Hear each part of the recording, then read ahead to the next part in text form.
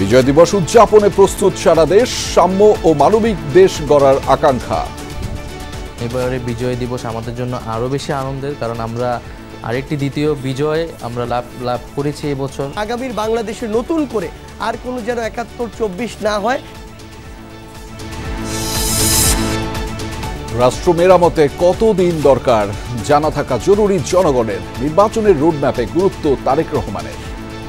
আগামী দিনের কর্ম পরিকল্পনার রোডম্যাপ ঘোষণার কথা শুনলেই যদি উপদেষ্টাদের চেহারায় অস্বস্তির ছাপ ফুটে ওঠে, সেটি হবে অবশ্যই গণ আকাঙ্ক্ষা বিরোধী।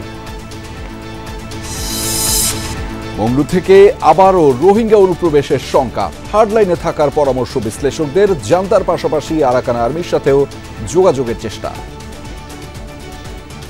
আরাকান আর্মি এবং নেতৃত্ব দুটোর সঙ্গে যোগাযোগ ডিল করতে হবে। এই অবস্থাতে we should not rush into any decision. We have to very carefully watch this. মূল্যস্ফীতি পুষিয়ে নিতে মহার্ঘ ভাতা পাচ্ছেন সরকারি কর্মকর্তা কর্মচারীরা। বর্তমানে চাকরিজীবীদের পাশাপাশি পাবেন পেনশনভোগীরাও।